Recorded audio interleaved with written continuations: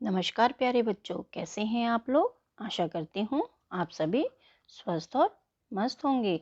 बच्चों, आज हम करेंगे वर्कशीट नंबर 143 और आज की डेट है 28/12/2021।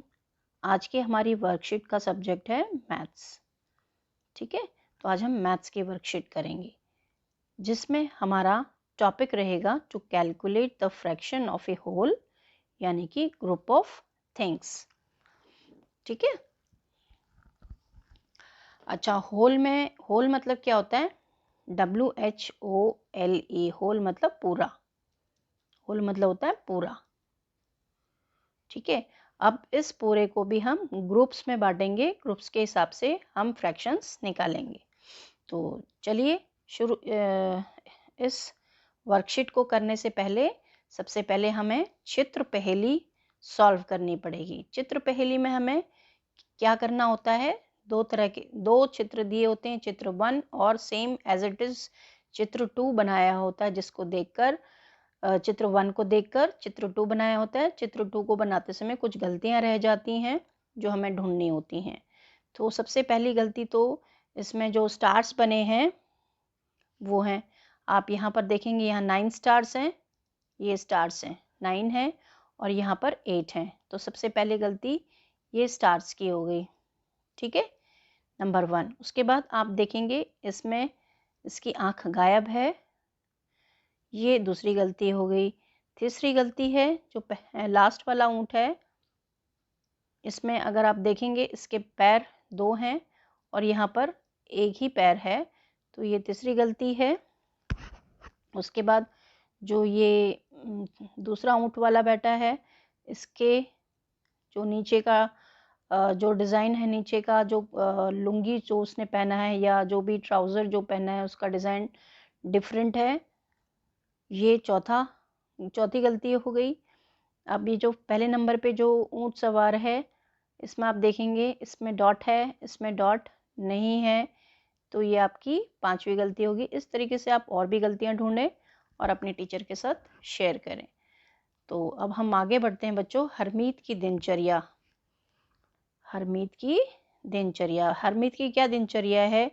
कल हरमीत की अध्यापिका ने उसकी कक्षा के सभी बच्चों को उनकी दिनचर्या यानी कि डेली रूटीन जो होता है ना, उसको कहते हैं दिनचर्या की तालिका यानी टेबल बनाने के लिए कहा। हरमीत ने भी अपनी तालिका बनाई यानी अपना टेबल बनाया, पर वह उसे पूरा नहीं कर पाई। आप नीचे दी गई तालिका को देखिए और उसे पूरा करने में हरमीत की मदद कीजिए। तो जो हरमीत ने टेबल बनाई है, जो तालिका बनाई है, वो नीचे आपको दी गई है, आप उसकी हेल्प कीजिए। तो चलिए देखते हैं किस प्रकार हम उसकी हेल्प कर सकते हैं। तो यहाँ पर इस वाले जो कॉलम है उसमें हमको कार्य दिए गए हैं। ठीक है, और दूसरे वाले कॉलम में जो है कितना पार्ट है उसका, 24 घंटे का कितना हिस्सा वो इस कार्य में खर्च करता है ना। और ये टोटल खर्चा जो वो इन डिफरेंट वर्क को करने में या इन कार्यों को करने में खर्च करता है, समय। तो चलिए निकालते हैं। सबसे पहले पढ़ने का समय। पढ़ने का समय कितना? 24 घंटे का हिस्सा, मतलब पूरे दिन में 24 घंटे होते हैं, तो 24 घंटे में से वो कितना हिस्सा, ठीक है, कितना उसको ग्रुपिंग किया है, ठीक है, कितने हिस्से को वो पढ़ने में खर्च करता है। तो एक दिन में 24 घंटे होते हैं और वो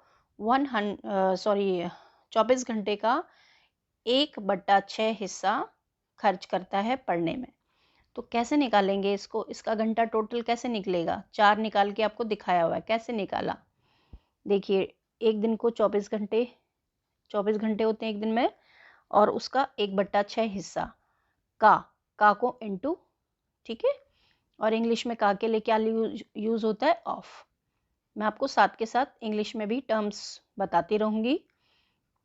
घंटे को आर कहते हैं, 24 इंटू 1/6।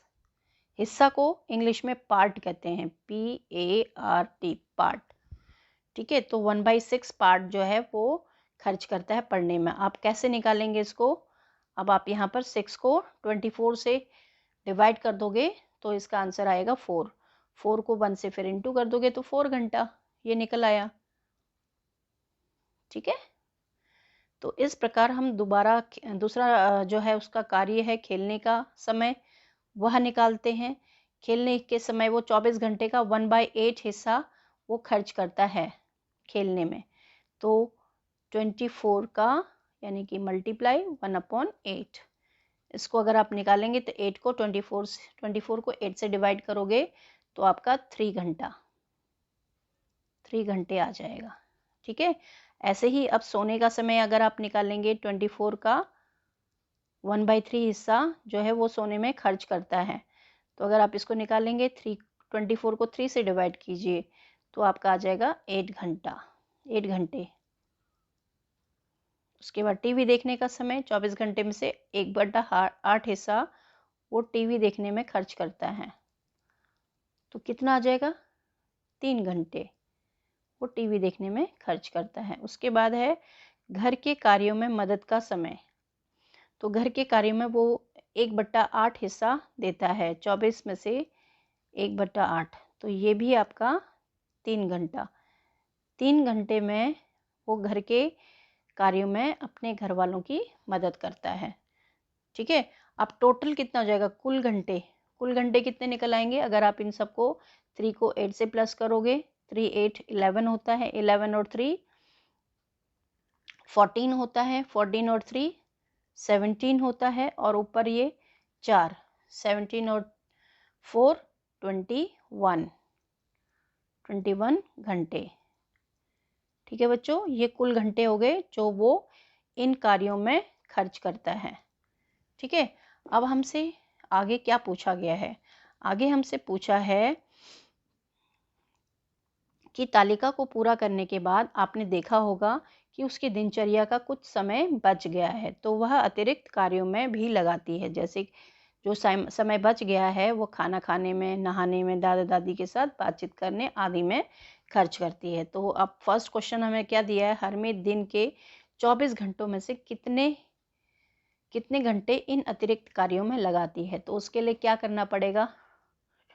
24 तो टोटल घंटे होते हैं, है ना, उसमें से 21 घंटे उसने कामों में लगा दिए। अब जो बचे हैं वो इन कामों में लगाएगी, खाना खाने, नहाने, दादा दादी के साथ बातचीत करने आदि में। तो टोटल 3 घंटे वो जो है बाकी अतिरिक्त कार्यों में खर्च करेगी।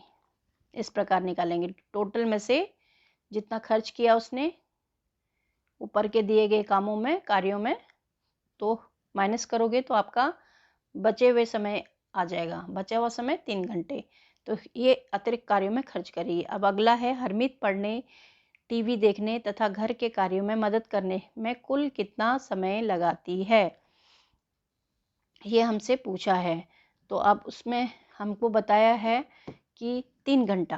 कैसे? पढ़ने में वो कितना लगाएगी?